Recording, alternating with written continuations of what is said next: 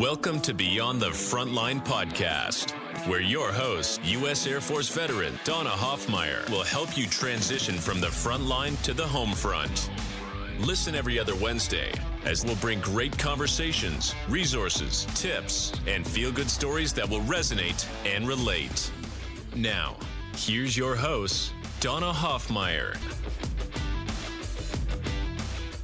Hey everyone, it's Donna, and it is another day in Beyond the Front Line, and it's a chilly one today, but chilly for Texas, which means it's like in the 40s and 50s.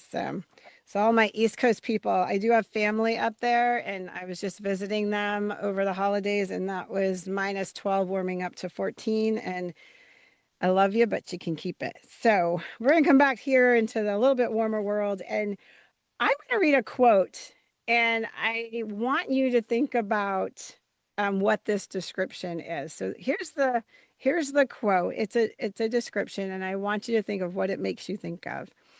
And the description is, no one knows what it's like unless you've been there. There's no personal life and business life. It's your life. It's your soul. It's your oxygen. It's your spirit. Guilty as charged and proud of it. Now, when I read that, the first thing I think of is like, oh, you describing a veteran, or you're describing one of our first responders, because that's how we live, right? We're all consumed by our jobs. When we get the call, we go, end of story. And you know what the funny thing is? That quote actually came out of a book for entrepreneurs. And so I was very blessed that I had this gentleman reach out to me and say, hey, I'd love to come on your podcast and talk about entrepreneurship. And so today we're going to bring on Michael Dermer. And Michael Dermer is not only the founder of The Lonely Entrepreneur, but I'm going to tell you a brief back story of him, and he's going to get into this as we have a talk today. But he was a corporate lawyer. And he was the founder of Incent One.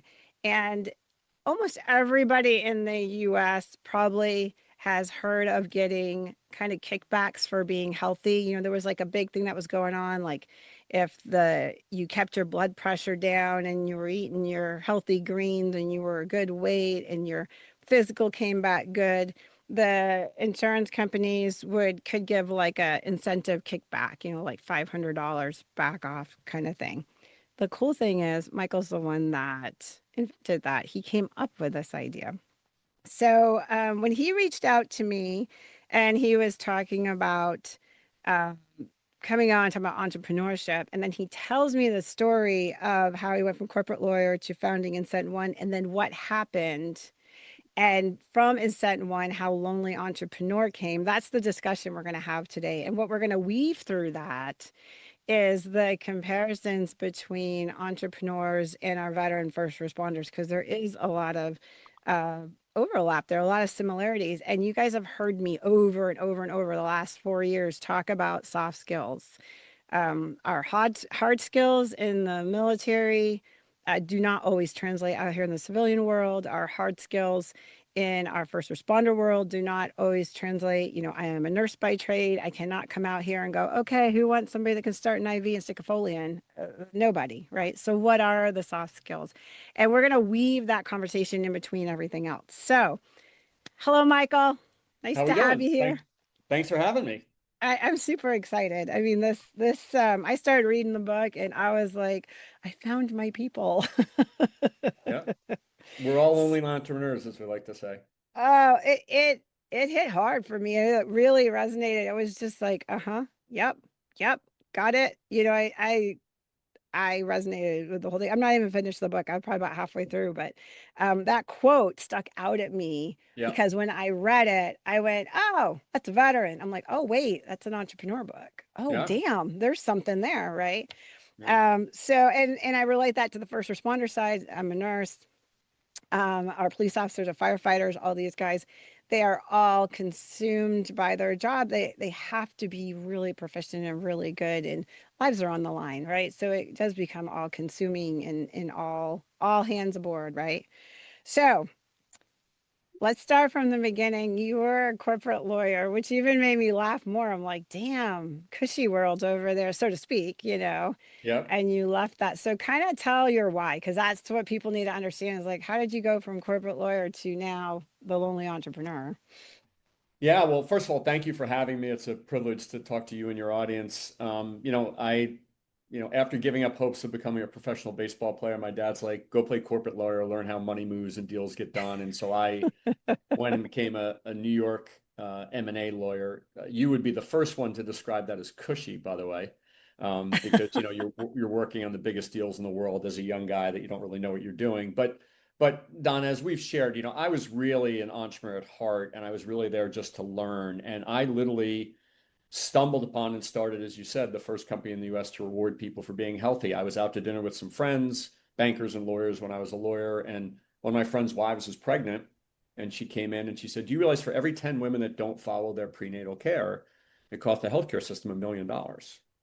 And one of my investment banker friends said, "Wait a minute, if it really costs $1 million for 10 women, why wouldn't we just pay those 10 women 10 grand to follow their prenatal care?" And it just stuck with me. And I went into my law firm as a, cheapish little 20-year-old and knocked on the door of a healthcare partner and said, "Can I ask you a question?" And I told him, and he said, "We know exactly what we want to get people to do in healthcare. We just can't get them to do it. And if you could bribe them to do it, the system could literally save billions." And that was it.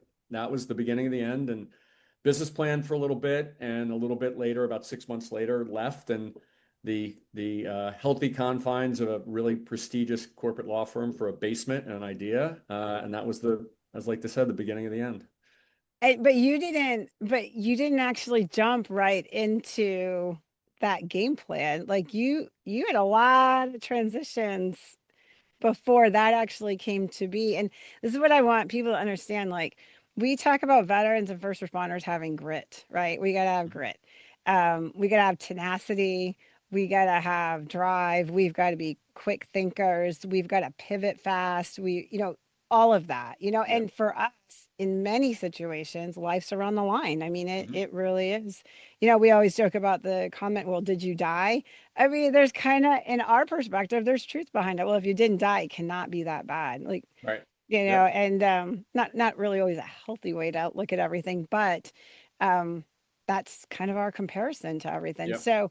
So for you, you didn't just kind of slip over to this idea because there was a step in between. And Yep. what'd you do first? That was what I thought was interesting. Well, when you first come across these things and you start to look at it, anytime you say, "Hey, listen, we're just going to make another toothbrush," you know exactly what a toothbrush is, and you know exactly the way it's going to get priced and where it sits on the shelves.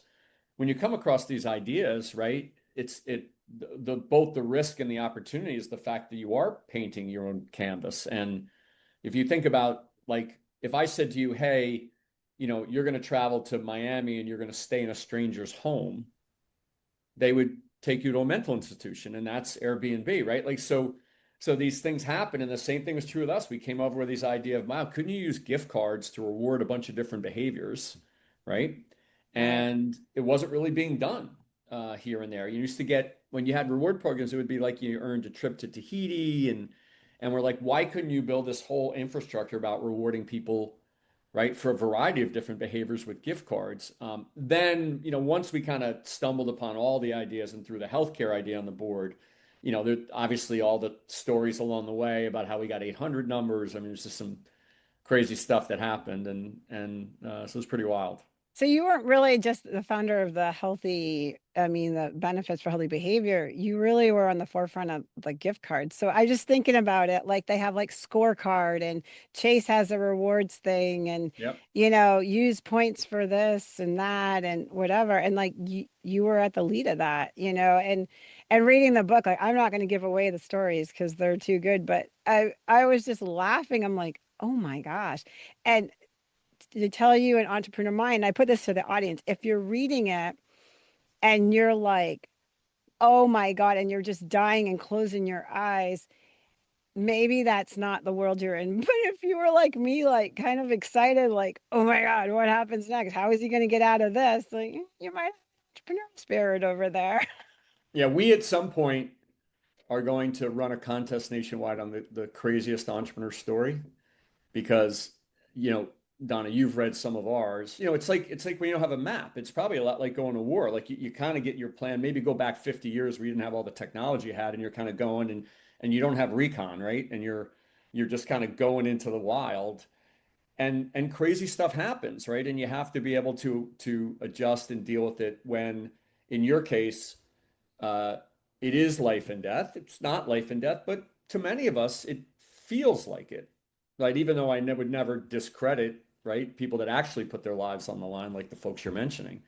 But it feels that way. You wake up, as we say, you wake up before the alarm rings, sometimes because you're excited and sometimes because you're worried, right? And it's just all having to navigate it without a map, because the best businesses are the ones that you invent the industry. So I relate this a little bit to, like, if I'm comparing, I'm going to do a couple comparisons. If you compare the entrepreneurial and then military first responder lifestyle, right? So entrepreneur, there's really no map. You just getting out there, right? Yep. um, which is even more wild than our world. In our world, it's kind of like flying a plane. Like there's a whole method, right? Like you do the Yep. checklist, you do this, you get Protocol. Yep. prepared. Right. There's a whole protocol. So police officers have it before they come in, firemen have it, they have all their stuff set up outside. We have it. I had my go bag. I had Yep. my 800-pound gorilla, literally, that I look like a turtle with it. Like I had all that stuff, right? But like flying, it's not what happens when it's going right. It's what happens when it's going wrong. And Yep. that is where entrepreneurial world and this veteran first responder world overlap. What is your ability? So, like for example, I was a flight nurse during Bosnia, right? And so we have our structure. We do our debriefs. We all set up. We know what we're going to get. That's given to us. Yada yada yada. But what happened when, because this is actually did happen to us, we're coming in to our to Bosnia, and as we're coming in, we hear a loud pop. Not what you want to hear when you're in the air, right? Right. Right. And so we're like, uh-oh, what is that? Couldn't figure out what it was. The plane was not falling apart. So we're like, well, we're okay right now. Get on the ground. And then the chaos started. And essentially, the flaps were not coming out appropriately. So Yep. now, by the rules, we cannot, there's a maintenance issue. We cannot put patients on that plane and fly home. So we are now in Bosnia without a plane, because that plane has to get back home. They have to call a MERT team in, all this other stuff. Now, what do we have to do? So now we got to get creative, right? Right. And so this is where the entrepreneur, overlap is like, okay, what do we have to do, right? And so, like in your book, I was reading this, like what you did when it was like gift cards and when you had so much volume requests, I mean, and then you got to match the volume and what you were doing. And I'm like, oh my Lord, it was just insanity, right? And I that's mean, what it I'll tell was. the story in 30 seconds if you want me to. No, you gotta let them read it. I make Okay. them go read it. Yep. No No, worries. but like for us, like we had to go find another plane. Is this Bosnia in the middle of the war? You go find a plane. We got to get on the plane. We got to get our patients on the plane. On and on and on, and then we get all that situated and we get up on the climb. We're leaving on our other plane. And I hear, we have hanging gear. And I was like, this kid, you can't make this up. You got to be kidding me. And hanging gear to us means that they can't get the wheels up. It was a 130 and the wheels spin up. They couldn't get them up. Well, it's happened before. There's protocol. What do you Yep. do? So they did their protocol, and the load master was pacing around and finally comes up to me and goes, ma'am, I just want to let you know this happened last week too. And I'm like, okay. I didn't think anything of it. He goes, but they belly flopped down the runway. Like it didn't hold. And I was like, God bless it. And at that point, there is nothing else to do. You are Yep. now just going with it. And Yep. a lot of prayers happen at that Yep. time. Yep. Whether you believe in a higher being or not, you're praying to something, right? And we were fine. Obviously, I'm here talking about it. But all of that grit, that figuring it out, that what do we got to do?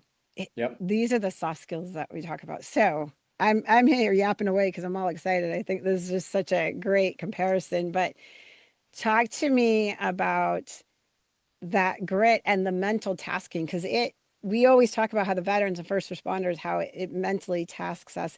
And we, everybody assumes it's because death and dying and that, trust me, that's some of it, but Yeah. that's not all of it. Yeah. Right. Yeah. And so talk to me about that mental tasking and that grit and stuff and how that all works. Well, there's the normal, and Donna, I've said to you before, I would never equate this to being in the military or being a first responder. So let me just preface that. No, it's just the overlap, but Yeah, yeah, that's what we yeah. talk about. No doubt. Yeah. So, you leave and you start this brand new concept. And like a lot of brand new concepts, you'd expect to go into people and say, I've never heard of this before. And they said something quite different. They said, we will never do this. We will never pay people to be healthy, the health plans and Medicare and Medicaid. So it wasn't like, hey, I haven't seen this before. So we evangelized it. We fought the fight, for the better part of 2 years with a lot of doors slammed in our faces. And that requires a certain amount of ego, right? To stay aligned to what you thought and really believed was valuable. And at the end of the day, we started to get some traction. And then after struggling for a couple of years, we grew from 2006 to 2008 from about 30 employees to about 800, and went through incredible growth. And then it's 2007, where on the proverbial hockey stick, we're doing this before anybody was doing this, right? So that's the benefit, is if you come up with the mousetrap that nobody has, people in the beginning are like, we're never going to do this. But if you're the one that does it, so now we're riding high. It's 2007. Somebody approaches me and offers me an obscene amount of money for the business. And it's a healthcare technology business. It's high margin. It's got scalability and traction and data and all the things you want in a company. And part of our vision, offered me a ridiculous amount of money. I was like, why would I ever sell it now? A year later, the financial crisis hits, and it literally was worth nothing. It was literally worth, I won't say the number, but a year earlier. And because all my clients were the biggest companies in America, we were providing this healthcare technology solution to Fortune 100 companies and health plans and governments. And so when they almost got destroyed in 2008, we were so intimately tied to them that we almost went down with them. And so the next couple of years are hard to describe. We battled and scrapped and clawed. And I told my team, don't kill anybody, don't break any laws. But other than that, make it up, because with what's going on in the world, right? Even though an 800-person company is pretty big, it's not in the grand scheme of what was happening. And so, I literally worked 20 hours a day for 3 years to save, what it took us 10 years to build, almost got destroyed in 10 days. And so those 3 years just kind of battled, scrapped, clawed. I used to say that I got, kicked in between the legs about 20 times a day. I just stopped noticing, which like you That's said, like isn't that like the people that are in the martial arts, right? And you see them like hitting their hand yeah, over and you over just their stop. leg. Yeah, Yeah, you you just just stop stop noticing. feeling it. Yeah. Which is both good and bad. Right, right. Learned a ton. Was incredibly, you've read some of the stories, some of the creative things that we did that were literally like driving down the one-way street. That I'll encourage people to read the Applebee's story if they read the Yes. book. It's wild. I just read it. I was like, Can't that make it up. apple. Yeah, you can't. And let me tell you, you made an Applebee's day. That's for dang We sure. did. We did. And then, That and then, Donna, we were fortunate enough to come out the other end of it when the financial crisis subsided. Incredible, 3 blurry years of just craziness, and with every single day, thinking, hey, listen, where's my next dollar going to come from? Because all my clients are the biggest companies in America. It's not like the next day you could go get a new one, because they were all going through the same financial challenges that everybody else was. So it's like, I remember getting asked in a board meeting by investors, what's the worst case scenario revenue wise? I'm like, zero, right? Because every yeah. Fortune whatever company was getting decimated. And so worked really hard, battled, scrapped, claw, robbed Peter to pay Paul, and did some things that I'm not proud of, because all my choices were lesser of two evils. Nothing illegal or shady, but just, every day you're robbing The Peter to best pay of the Paul. worst decisions. Yeah, That's what you're exactly. making. You're Exactly. making the. But what was that Um, doing to you, to your mental health, though? I mean, there's, you say it and you're like, yeah, I was scrapping and clawing, and you're here, you're talking to me, you look pretty intact and whatnot.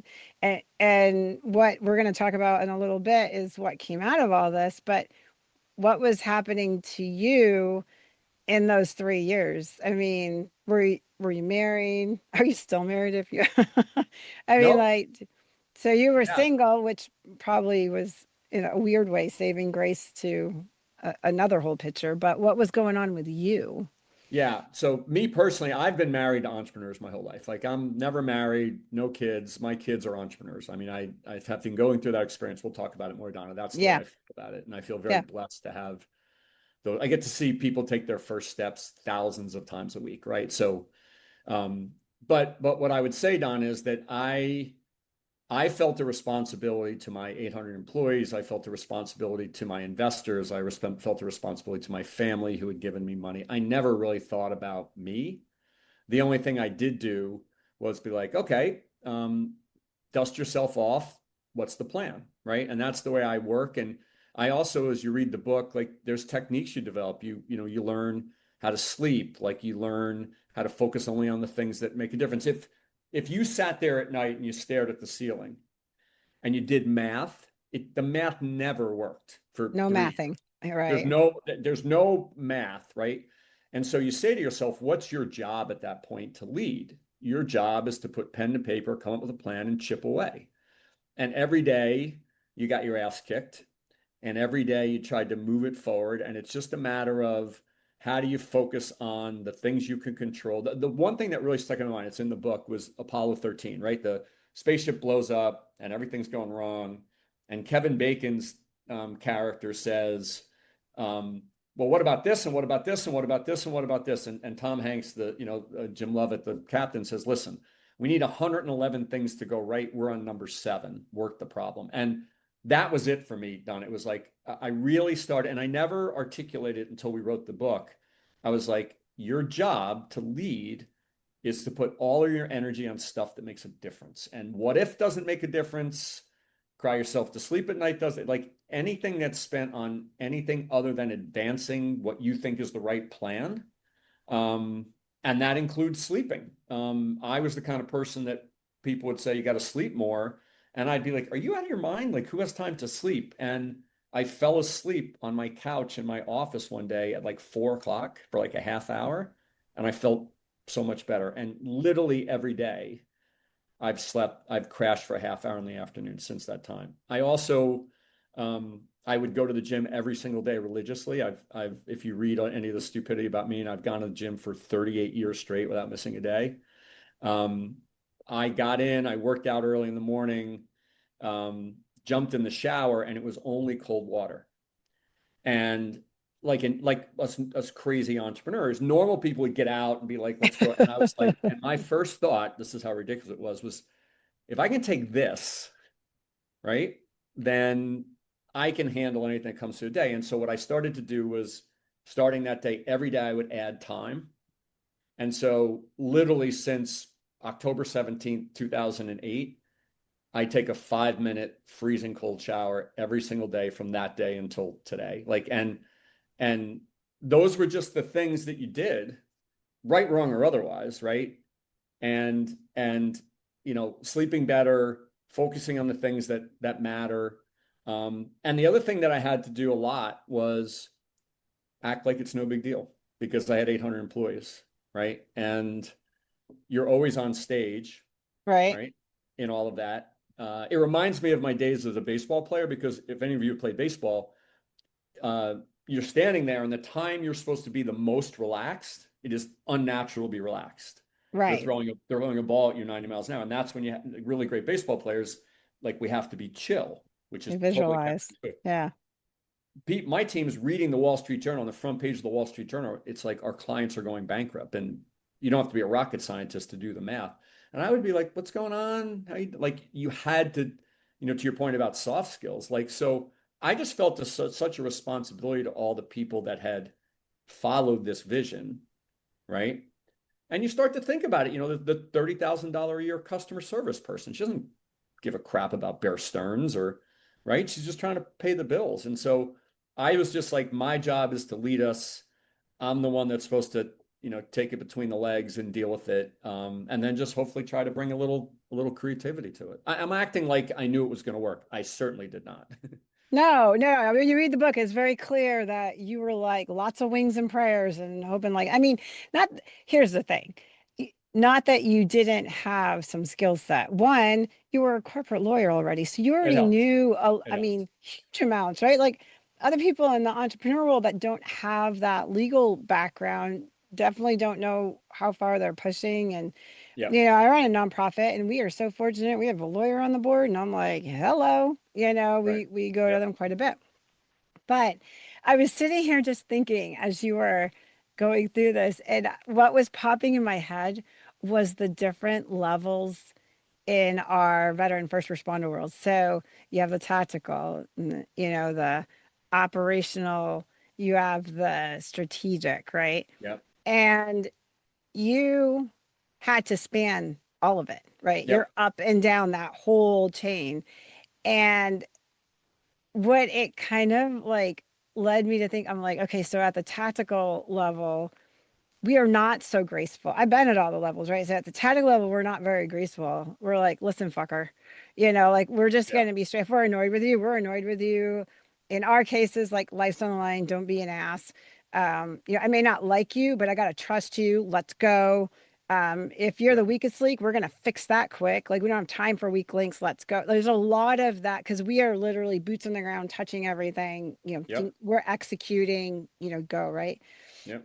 And so I was laughing as you were saying, like, yeah, and I had to be chill, even if I wasn't, I had to be chill, which that rolls us up to the strategic level, right? And more the operational, the strategic, this leadership, this is where the leadership's coming in and how we have to have more, it's a different language, right?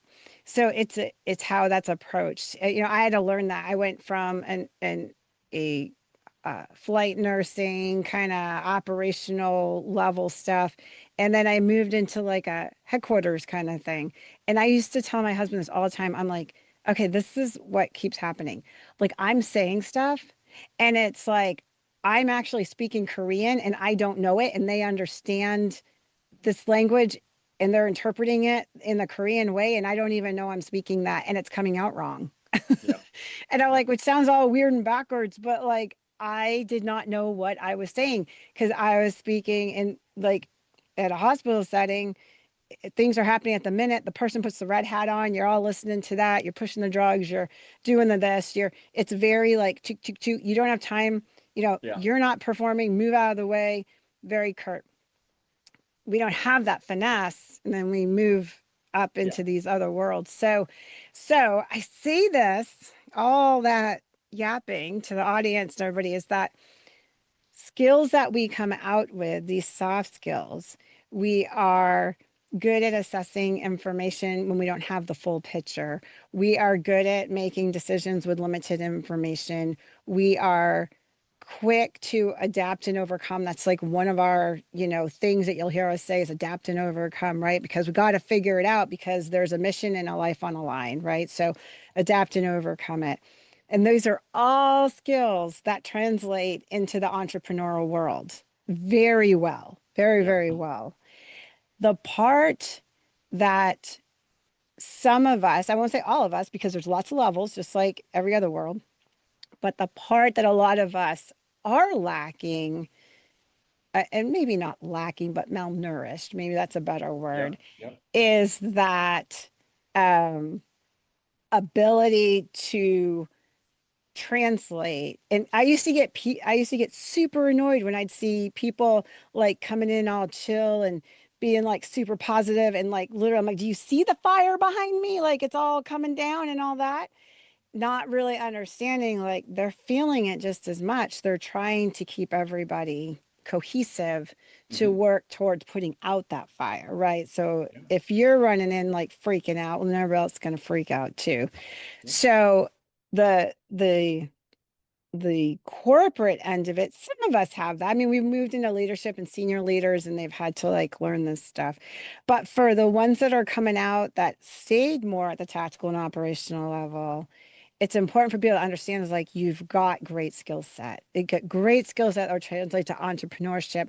What you have to learn is like the language and the how to engage. And we're really bad across the board about self-promotion. We're really bad about elevator pitches. We don't know any of that stuff. We have a uniform. The uniform's our elevator pitch. It has our rank and it has what we do. And if you throw a bunch of us in a room, we'll line up quickly on like who's going to be near who, because we don't want to be near the general. We're going to go back in the room, or, we already know that stuff because we can see it. When we come out in the civilian world, all the uniforms are off, no matter what we are. Yeah. All those uniforms are off.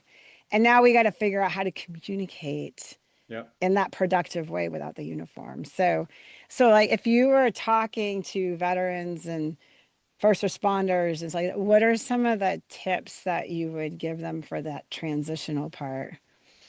Yeah, it's a great question, Donna. And I think that, to your point before about, everything in military and first responders having a process to it and foundational to it, right? That you're doing sprinkles on the ice cream cone, not only in folks transitioning out of service, but also just in the whole idea of anybody going into entrepreneurship. We just said, as long as you have passion, you're good. Like we didn't even say there has to be foundations upon which you should build. We just said, listen, if you make good cookies, let her rip. And that would be the equivalent of saying, well, hey Donna, I'm gonna do heart surgery tomorrow. And you said, oh, Michael, I didn't realize you went to medical school. You're like, no, I didn't. I'm really passionate about it, right? Like that's. And we'd be like, whoa. And you might kill some people on the way, but people say things But like you'll fail learn. fast, just fail. Like, and Fail what fast. really struck me, and we'll talk about Lonely Entrepreneur in a minute. What really struck me after I sold the company and started looking at this is that was almost like a badge of honor. It was almost like a badge of honor to just have at it without having the foundations, right? So not only are folks making that transition, like you said, out of the military with incredible amounts of structure, right? But now you're going to a world where it's almost rewarded, I think wrongly so, and it's one of the things we're trying to do on the internet. Yes. Rewarded for the lack of structure. Oh, if you bake good cookies, quit your corporate job because four of your neighbors tell you have the greatest cookies in the world, right? And we go at it and say, as long as you have passion and grit, you're good. So part of it is almost leveraging. There's obviously great skills you have when you come out of the military that can benefit you, but it's almost like saying, what are the foundations? Don't listen to the entrepreneurial world because they'll tell you foundations just have to be passionate, right? Right. What are the foundations of a good business, right? And if you don't know those, let's go learn them. And that gives you the opportunity to have a car that you can drive. And yeah, you're gonna have to figure out some of the challenges that we got to figure out. But Donna, like when I left law, I was a finance and M&A guy. Like I kind of knew some stuff about structure that helped me. So I think part of it is the communication, but part of it is you're also going from one of the most structured worlds to one of the most unstructured worlds. Listen, most of you talked before about dealing with lack of information. I'm the most comfortable when a market is zero. Because you can explore it all. Because I can make it. Yeah. Right. The rewarding people for being healthy did not exist. Right. And so that's where a lot of entrepreneurs, but think about that from what's the procedure to go to the mess hall, right? And everything in the middle. So it's not just the transition to civilian life, which is hard in itself from your structure of your day and your value, your identity, like all the stuff, I've talked about at least a little bit, but you're going into this world that almost rewards the lack of structure. And that's a really hard place to land. It is. And yet at the same time, our skill set leans towards doing something a little better in the entrepreneurial world because we know how to lay a foundation. We know how to plan for a mission. So if we have that same idea in mind, then we bring that over and we're like, okay, we still have to lay a foundation. I mean, we don't know what the material is here, but we know we need a foundation. 100%. So let's figure that out. Now it's just learning that foundation, right? Or learning how to build that foundation. And the ability to adapt and overcome, which is a skill that every entrepreneur needs. Yeah. And that, I'll tell you that grit, right? I call it grit, and that tenacity and that, one thing that is kind of interesting is like, we have to have a willingness to fail. And that's a little harder on the, for, veteran and first responder world. like you were just saying, right? It's almost like a badge of honor to kind of get in there and just do whatever. And if it doesn't work, well, try something else. And I've heard many entrepreneur stories like, yeah, I tried six different businesses and then this one took. And so again, it's like you said, it's like a badge of honor. Like, yeah, you got grit, you did it, you got in there. In our world, if we had six failures in a row, mm, we But Don, we I think probably that's wouldn't have where, a job. but I think that's where we made a mistake in entrepreneurship, right? Yeah. Most things, if you fail, 7 out of 10 times. Like for example, I played college baseball. If you're great, you fail 7 out of 10 times, and yet we can Yeah. continue to do it. The Right. divorce rate, like there's some things out there, but most things in life, if something fails 7 out of 10 times, we don't say, "Oh, it's really good that we fail." Right. And so I don't think we should have a greater temperature for failing. I think we should learn more the foundational things that give you a better chance of success. Right. Yeah. I think like the script almost has to be flipped. Like, yes, failing is part of what it is. Like, but Right. the goal is to mitigate the amount Right. of failure. Like, why can't we go into entrepreneurship and have many failures within, but not failure as a whole? You know what I mean? You can Think still about, learn Donna, those think about the lessons. simple statement of entrepreneurs will say all the time, I can't prioritize. If you walked into the Department of Defense or IBM and said, we're going to do everything next year, they would literally escort you out of the building. But Oh for yeah. some reason, we just haven't applied some foundational fundamentals that say, okay, if I do this, I will have a better chance of success, especially maybe something new, if at least I'm going in there with a car with four tires. It's almost like we said to people, you walk into a car dealership and the parts are on the ground, Yeah. right? As opposed to, okay, I got a car.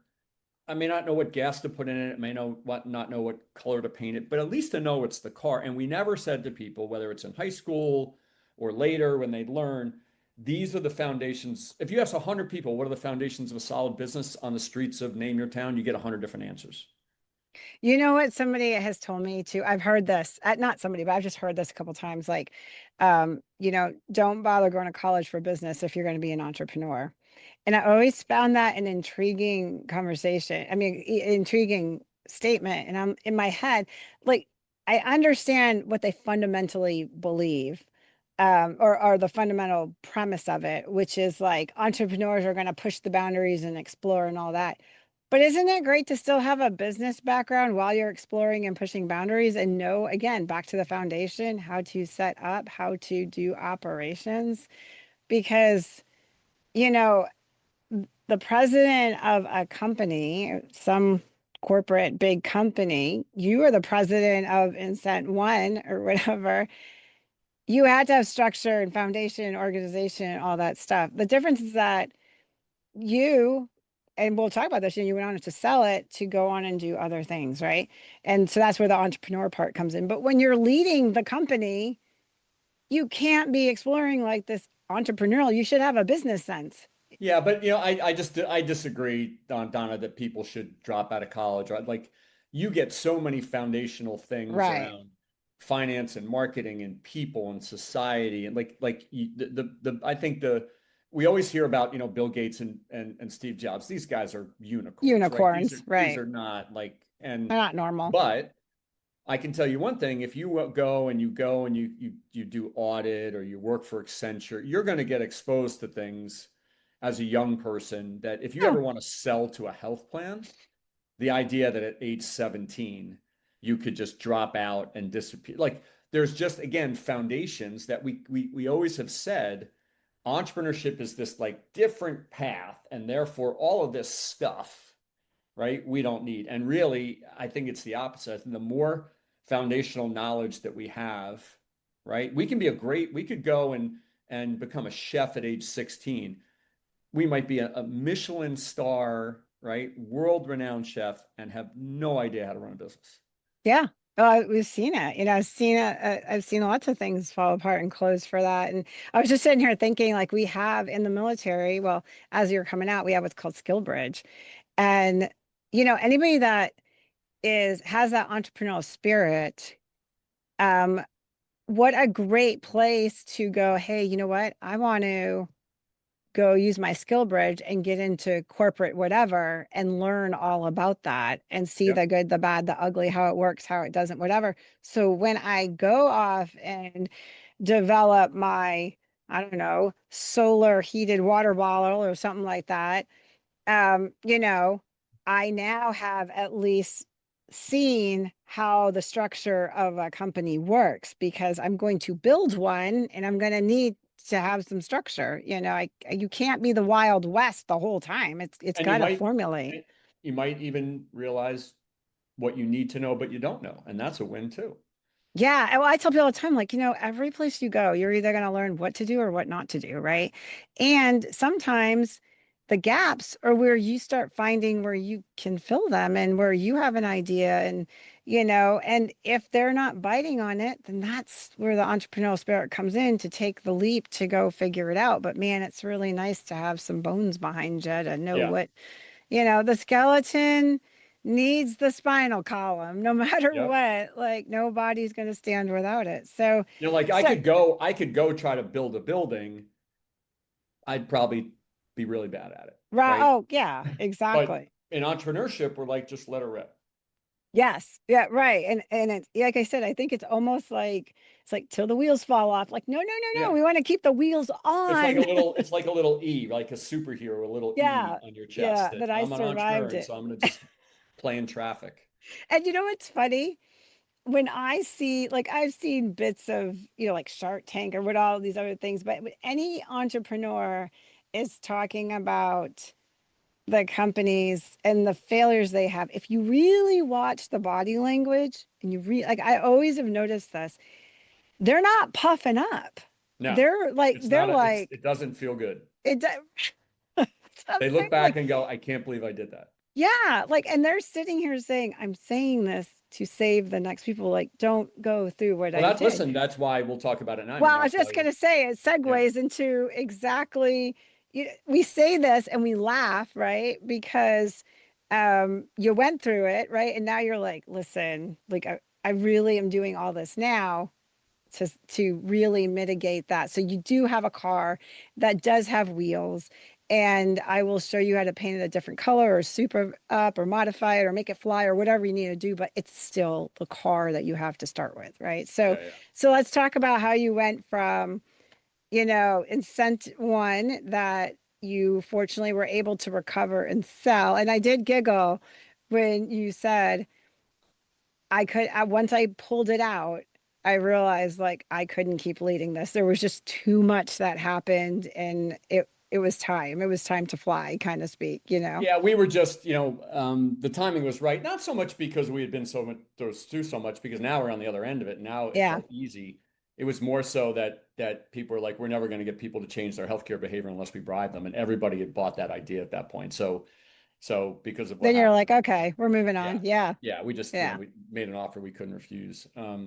So tell the But story because I thought this was great how you came up with, at least with the name of Lonely Entrepreneur, but yeah, how I mean, Lonely Entrepreneur started. yeah, so the only thing I was doing, I was in New York City where I've spent most of my adult life, and I was just relaxing a little bit. The only thing I was doing was, helping friends and friends and friends who had businesses. You sit down and have coffee and BS, and I was just relaxing, taking it all in. I was very proud of what we had just accomplished. And one of the women that I was helping, random coffee shop, said to me, being an entrepreneur is really lonely. And I was like, and I kind of forgot about it, Donna. And then a couple weeks later, I was walking down the street in Union Square in New York City, and I was walking with a friend, and I said lonely entrepreneur. And he said, "What did you say?" And I said lonely entrepreneur. He goes, "Oh my God, what is that?" I'm like, "What do you mean? It's just a phrase." He goes, "Are you kidding me? I've never heard that before." And he goes into a Starbucks across the street that had, 50, 100 people, really big Starbucks in New York City. And he turns to me and he goes, "Watch this." Almost like he was going to rob the place, right? And he yells at the top of his lungs, "Who here is a lonely entrepreneur?" And I don't know if it was everybody done it, but it certainly seemed like everybody put their hand up. And I was like, oh, so you have all of these people in a city like New York that have passion and energy and great idea, and in many cases, resources. And for all of these people, it's not turning into success. And I was like, well, listen, if you could wake up and do anything, which at that point I could, that would be worth waking up and trying to fix every day. So that was it. That's when we started Lonely Entrepreneur. And then we started to to figure out, okay, what does that mean and how do we do it? So, so I think it's great. And I'm going to say Michael has been extremely kind to me and let me into this world. I've been, besides reading the book, complete failure because every damn Friday, right at the time I'm supposed to be on that call, I have things that are happening at that time. And I'm like, oh my God. So there's my apology to you because honestly, it's on my calendar, but I have the nonprofit that has things going on at that Yeah. time. And I've clicked in here and there. I think I've made one. I think I've made one listening to Yeah. you. But let's talk about what this whole entity is. I mean, the lonely entrepreneur, we get the concept like, yeah, we're lonely, but what is it you're doing now? What are you doing for them? Yeah, so Donna, I said, okay, I'm gonna fix this problem. Everybody's struggling, right? Yeah. And so I started to look at it. I was like, okay, how do you become an entrepreneur in the US? Not me formally corporate trained, but how do you just become? And what I found was that in every town USA, there was this very well-intentioned but candidly hodgepodge of resources, chambers of commerce, small business development centers, incubators, accelerators, all of which were working really hard, but you had to kind of like walk in the room to figure it out. And it would be almost like the equivalent of like if we're going to buy an airline ticket, saying go down to the ticket office and buy your. It was like, why isn't there just a platform? Like, why isn't there? Remember, I was a SaaS guy at that point, so why isn't there just a one-stop shop platform where you could get everything that you needed? And it didn't exist. So we built it. We built this thing called the Learning Community, and the goal was really to say, why couldn't there be a one-stop shop for entrepreneurs? And we asked ourselves the question, okay, what does that mean? And we concluded there was basically three things. One is knowledge. So what's an income statement? What do I do when I'm freaking out? What do I do when I get out of the military? And so we've built what is now 3,500 on-demand learning modules on basically every topic you can imagine. So instead of having to go all over the place to look at that stuff. Secondly is tools, unsexy stuff. I need marketing templates and legal agreements and how to pick an accounting package. And thirdly, and we felt equally importantly, was on-demand support, like help right when you needed it. And we're like, how do you do that at scale? So we've got unlimited online group coaching. So you sign up for an unlimited number of coaching sessions in groups. And then finally, what we call our community, which is a place where people can go and get their questions answered real time. We have members on our team that all they do all day long is sit in the platform and answer questions. So That's Donna, the whole awesome. idea was that whether I'm a 10-year-old kid or just out of the military or right or a sophisticated tech person, I can go here and regardless of kind of the stage you're at, regardless of whether you know finance more than sales or marketing more than ops, we can put you in and give you a better chance of success. So that was the impetus is could we create one platform that anybody could have? And instead of having to walk in the proverbial room, they could get their piece and have a better chance of success. And it's an investment, right? It's not like a freebie. I mean, you get a, it's a yearly Yeah, it's $1,000 a year. for subscriptions.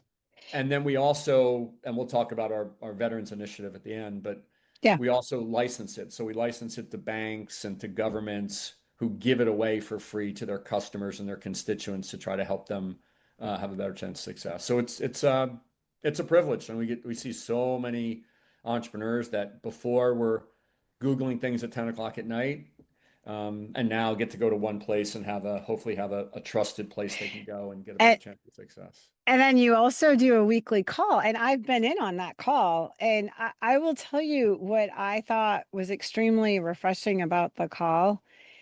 That you think like, oh, I get on this call and there's all these entrepreneurial and corporate people. I'm like, yeah, nah, they're humans. This is what's getting on the call. Michael gets on the call and he's sitting there listening, and conversation like this, we're just having conversation. And so I think when I got on, it was a lady that was uh I think it was a bakery. She wants to start this bakery, and there was something with the plants, like doing, it was like this whole thing. Yep. And I'll tell you, it was a small business thing. It's a small little business. It wasn't some, Fortune 500 company that has 10,000 employees. It was none of that. It literally is the person that's trying to like lift this thing off the ground. It is you, it is me, it is, that kind of thing. And I was like, wow. And then I could never get on the damn call again. But that's my goal this year. That's what I said was my goal, is to start Well, what I would say is this is that, we have our learning community, and our learning community, we have coaches and coaching sessions, and I never want to get too far away from the people actually doing the work in our communities. And so we yeah. basically set up, we call it a CEO call. I actually just pasted the link Yeah, in perfect. our chat. Provide it to your audience. I once a week Perfect. for an hour, whoever shows up, sometimes it's Yeah. 5 people, sometimes it's 500 people, and there is nothing that's off limits. And it's honestly, with all the stuff that I do in running the company, it is one of the most fun hours that I have You look every like week. you're having fun too. I I mean, do, I man. did notice like you're on, and actually you're not even leading the call. You're just there. You're as almost like you're one of the participants with the knowledge. And so there's somebody that's kind of leading Yeah, it, so to moderates it. speak. Yep. Yeah, moderates it. And there's a topic. Usually they're hitting us, just a general topic. Yep. And then it leads wherever. And I'll tell you, I was gleaning stuff. I was just sitting there listening to it. And I'm like, okay, this is cool. Cause it's just like it's just having a talk, And and Don, I you're think one of the things about it, I mean, it's very much in line with what you said before. Put aside the call. It's like I do not know what it's like to be a vet or a first responder, and unless you've right. sat in those shoes, it's very hard to understand what you're supposed to do. And I think with entrepreneurship, not that my circumstances was life or death, but I kind of went through something where I kind of know what it's like to be in your shoes. And what will happen is somebody's, husband won't understand why they work so hard. Somebody will get asked ridiculous questions like, did you work on Columbus Day? And you're like, well, that person's not an entrepreneur, right? And they're like, why does everybody shut down in August? I don't have time for that. Like all the things that are in the book. And so unless you've lived that experience, right? And Donna, one of the stories, I'll ruin one of them was, when my company was collapsed, I was driving my office is in New Jersey, and crazy stuff's going on. I'd stop in a gas station to get something to drink and get some gas, and I had the nozzle in my car, got something to drink, went outside, and drove away with the nozzle in my car and pulled down, half the gas station Oh my God. because my brain was right, and if that wasn't bad enough, I'm just like, how much? I gotta go. I wasn't even like, oh my God, like unless you've been in those shoes, and I'm sure Right. your audience. You're just trying to figure out how to move on to what you need to do. Even so I relate. And honestly, I'll tell you the difference between the civilian entrepreneur that's not in life or death stuff and the veteran first responders is that we have the excuse Yeah. and you don't. Yeah. And I say excuse, I don't mean that in a No, it's negative true. way, but we have the pass, right? We get the kitchen pass because we Right. have a mission, we are defending our country, we are saving the life, we are doing whatever. And I don't know if you've ever seen, there's like a bunch of like nurse influencers, and one of them just hilarious, and and he plays this nurse, and he plays different characters, so he's a female nurse, and he's like what it's like being married to a nurse, right? And the nurse comes home and it shows the husband, he's like, oh hi dear, and she's like, shut the fuck up, like Yep. Yep. and we get away with that, right? We get the pass because of the nature of the business. And Yep. in an entrepreneur, it is the same thing. I mean, when you were saying that you're driving away with the gas, like with the in the gas, I could see myself doing that. But what I would do, what I would be like that, my mind is just going, going, going. I would put on the wrong hat, like on my uniform. So in my car, I had my hat for my blues and my hats for my ABUs or ACUs, whatever they're calling them now, OCPs. They change the name every 2 weeks. But anyways, that I would have, so one's a camo hat and then one's that blue duck hat, right? So was Air Force. And I have walked out in my OCPs with the blue hat on, like walking into something, and then all of a sudden something clicks and I'm like, oh Right. my God. And there's Right. somebody watching this that Right. is just Right. laughing. And it is funny, but my mind is just, I have something in my head and I'm just like, hey, hat on, check. Doesn't matter if it's the right one, it's just there's a hat on, If you knew the number of times I walked out of the gym with my fly open, right? Like Oh, yeah. Yeah. and I mean, I completely understand that. So I say this to the audience, like, if you are like, oh, you understand and resonating, you're an entrepreneur. And if yeah. you're like, what in the hell's wrong with you? You're probably not. And you know what? Both are okay. Both are completely fine I because, remember the automatic revolving doors.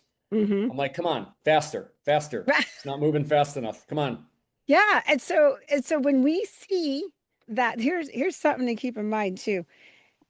for the audience, like when you see people like that, and I just was reading this, and you in your book, and you bring out some very humbling points. So when you see somebody acting like that, and we would categorize them like, oh, they're a dick, right? Because they're like, nothing's fast enough. Hurry up. I got to go.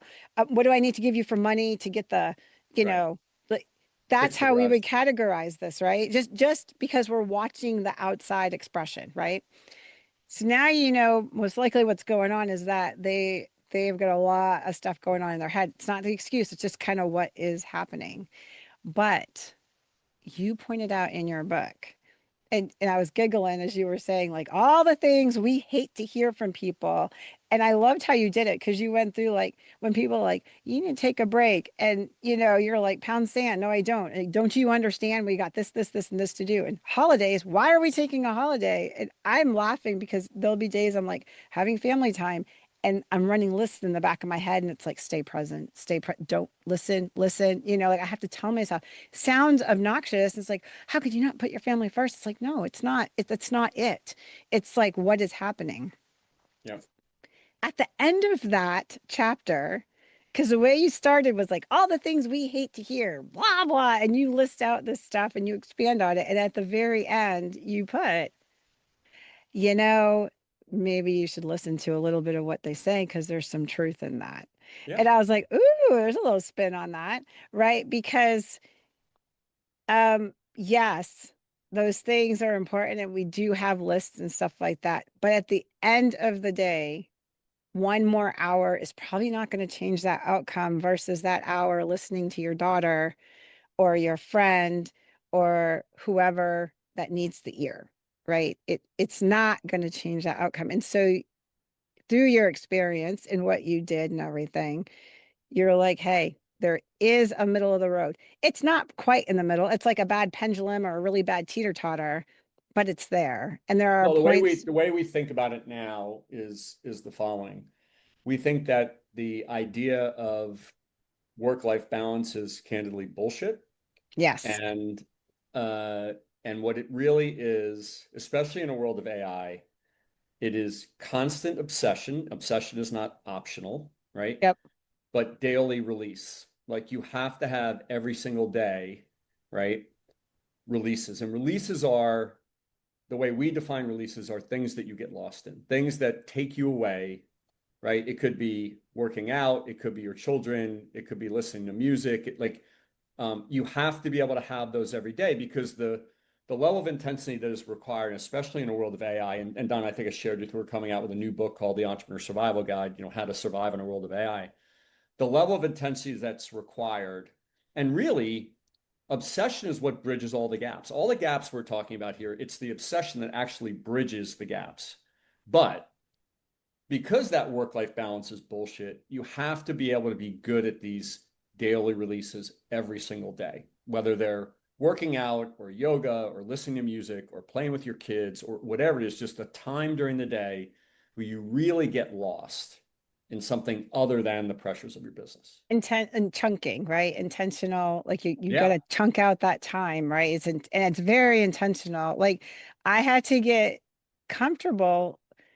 I a nurse by trade, so I'm empathic, and that comes with a lot of things, right? And one of them I had to learn to stop doing was explaining myself to people like, nope, sorry, my time's filled at that time, or I have a scheduling conflict, or what. It doesn't matter why, Yeah. or I have an appointment. You know what my appointment is? My daughter and I are going shopping because she Yep. needs whatever. But you Yep. can, why you can say appointment? Because it makes sense to you. It's a lot easier and it doesn't matter. It like doesn't matter. You But say I wouldn't appointment. think, Donna, I wouldn't think of it as your business life and your personal life. I would think it's just an actualization of you being better at it, right? You're Yeah. putting time in your day for the things you need to get lost in and that fill you up, right? And it's different for everybody.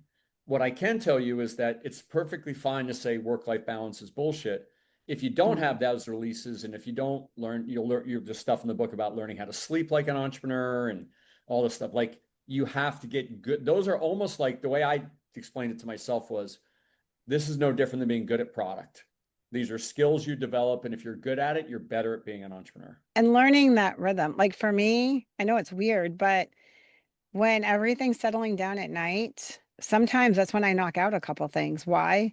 Like it's quiet. So my husband's like, "Hey, I'm gonna go upstairs and read," and my kids are in bed, and I'm like, "Okay." And he knows me, so he's just like, "Why don't you take a minute?" And whatever Yeah. that means to me, right? And Right. so for me, sometimes I'm learning how to crochet stuff. Why? Because it's a release for me and Yeah. it's Whatever it rhythmic and is. like that, right? So whatever that may be, but very intentional, right? Very Extremely intentional. Yep. intentional. And kind of back to you said like prioritizing when entrepreneurs like, well, I don't know how to prioritize. Well, you better learn. You better Yeah. learn really quickly. It's somebody had told my husband this and he's like, look, we're all juggling balls and only one of them's a glass ball. And that's your biggest priority. So in ours, it's my family, right? And you can never let that ball bust. That's a glass Yeah. ball. You can't let that crack open. So everything else, not that you're going to let them fall. The goal is to juggle all of it. But when they do fall, just pick it back up and get it back in the realm. But don't let the priorities crash to the ground, like the family and that stuff. And it's not as much time. And you tell me what you think about this. It's not as much time as we think it is.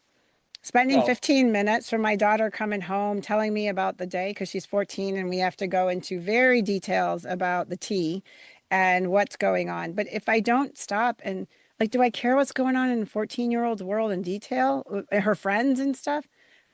It's not exceptionally because I can't follow it most of the time. Um, but do I want to hear about it?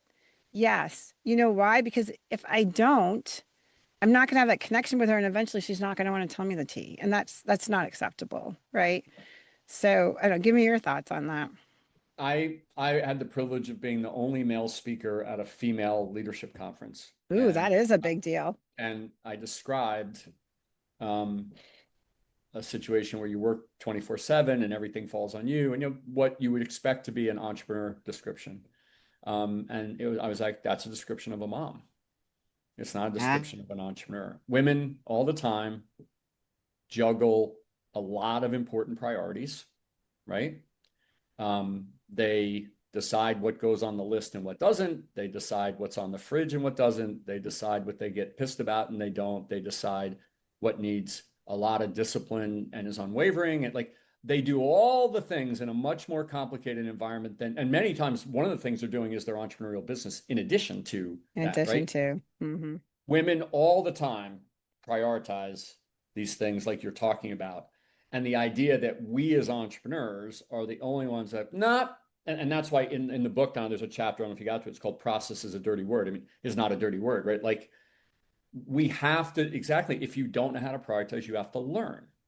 And the idea that you don't, and you just keep putting your hand on the stove, and that's a badge of honor. I mean, shame on us, right? Yeah, So you try to say, what are the lessons that you learn, that once you learn them before you make a mistake, and then you apply them, right? right.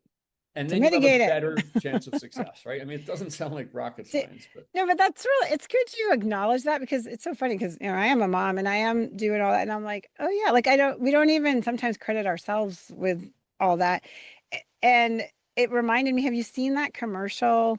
They interview people and they tell people what the job entails and they go through like the KSAs, like the skills, the knowledge, what you need to do and then they tell them the pay and the pay is zero or really low. I can't remember. I think it's zero.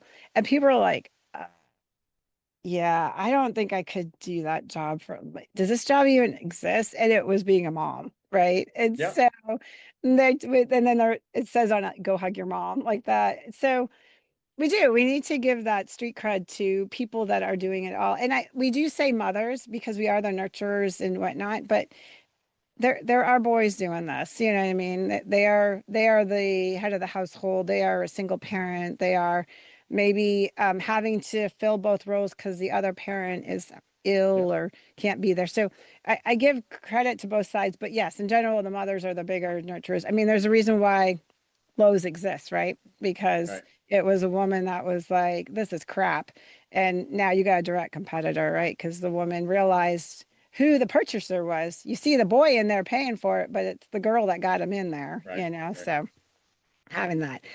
All right. I could talk to you all day, and I am always guilty of long conversations, but I think this was just such an important conversation. And for the audience, it's just to show you that, veteran first responders, give yourself a pat in the back. When you are walking out the door from your service, you are coming with a ton of skills. There is a reason why the smart people are very interested in you and interested in getting you into their company or their business or their program or whatever it is, their nonprofit, because you do possess these skills. As with anything, we have to adapt and adjust and polish them and level up and learn more and all that. But you come with a foundation already that is really great for people to build on, and they don't have to start from the ground up, right? They're just adding to it. And I just wanted this podcast to happen because I wanted to show people that um, our world does overlap with that entrepreneur world in a really good way. So if there is something in the back of your head and you're like, oh, I don't know, talk about it. I mean, talk to people. We'll put up this link for the CEO call. And I am Yep. telling you, it is a low threat phone call. I mean, I didn't even say a word the whole time. I just listened. And you can just listen. You can pitch your idea. You can, whatever it is, but just learn. And what a great opportunity. So, I, oh, the last thing, because you had mentioned a comment about Veterans Initiative. Did you Yep. want to mention that quick?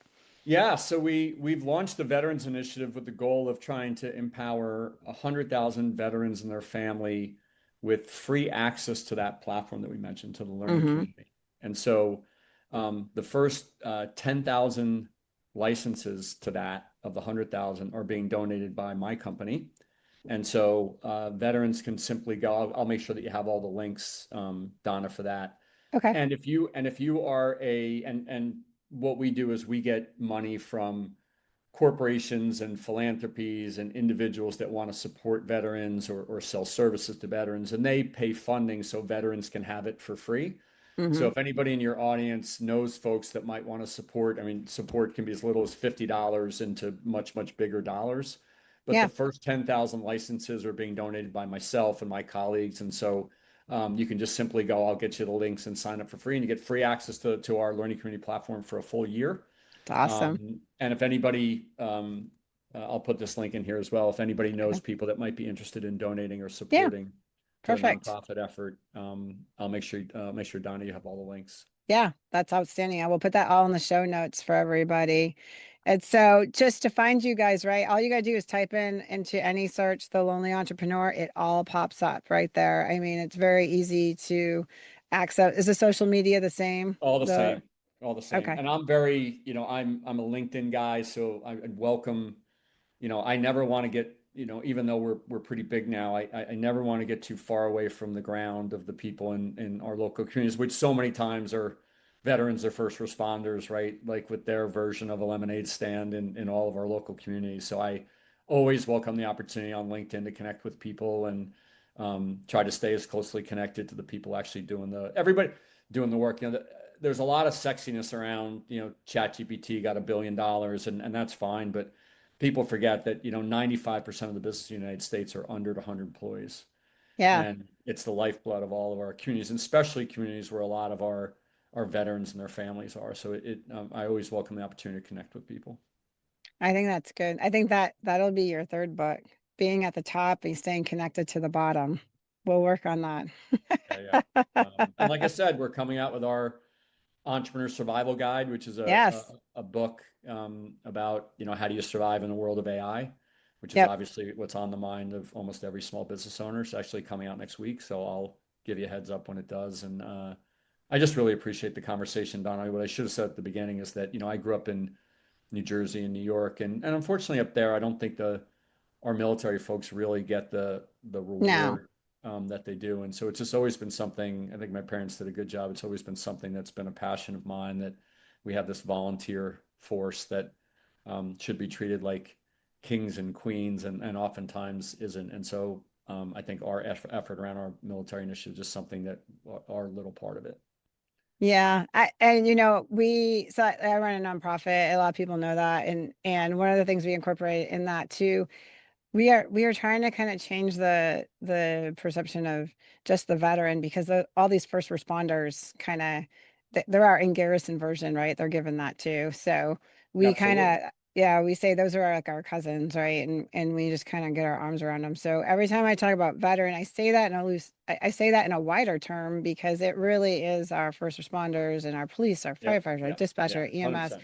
and our hospital workers. They're there. And their So families and their right? families. So I guess my question, I'm not trying to put you on the spot on that, but does that link like for the veteran initiative? We are never gonna ask the question. So Oh, there you go. See if it? you're a It's open if you're the wide. daughter of a first responder in Iowa, we'd welcome to have, like, I think you're right, Donna. And that's one of the Yeah. problems, is that some of the regimented rules around the military say you have to do this in this time, and yet the person that really needs it is your daughter or your wife or your husband so first responders, police, fire, their families, have at it, right? Yeah. We're happy to do our part. That's how we engage with our community too. Actually, a meeting just before this was with Veteran Spouses Network, and Yep. collaborating with them. So, all right. Any last thoughts? Will we wrap this up? Yeah, listen, the only thing I would say to you is that, a lot of times the more different something you're doing is, the more you're onto something, or as we like to say, when your market is zero, you're onto something. So it's never going to be clean to know exactly what works or what doesn't work. So that's the magic of it. Mm-hmm. But if you have a vision and you're committed to learning some skills like we've been talking about here, Donna, Yeah. um, when they asked, if they asked Henry Ford, what you build, or asked people at that time, they would have said a faster horse, right? Not a car. And Mm, so, a good lot of point. times you have visions, and it's not easy because people will say no because they don't know what it is, but learn some skills and stick to it. And if there's anything we can do to help, it'd be our pleasure. That's awesome. All right, Michael, thank you so much, because this was a great, great conversation. I was very excited to have you guys reach out to us, and I'm going to be better on these phone calls, I hope, No and get worries. in there more.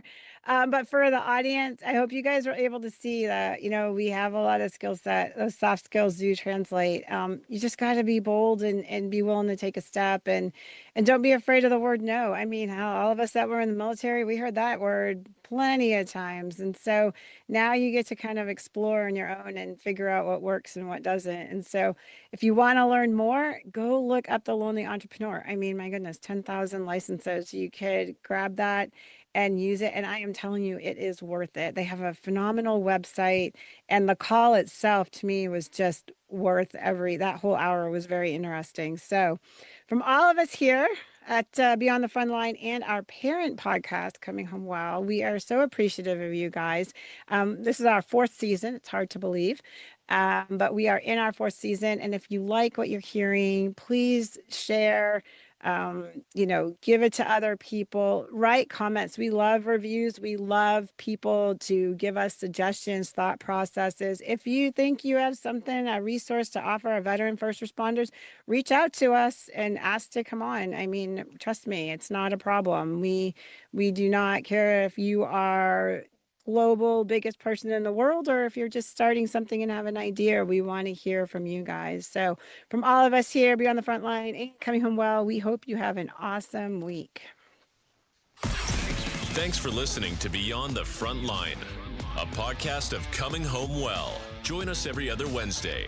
And if you enjoyed this episode, please share it with others, post about it on social media, or leave a rating and review. Thanks again. And until all are home and all are well.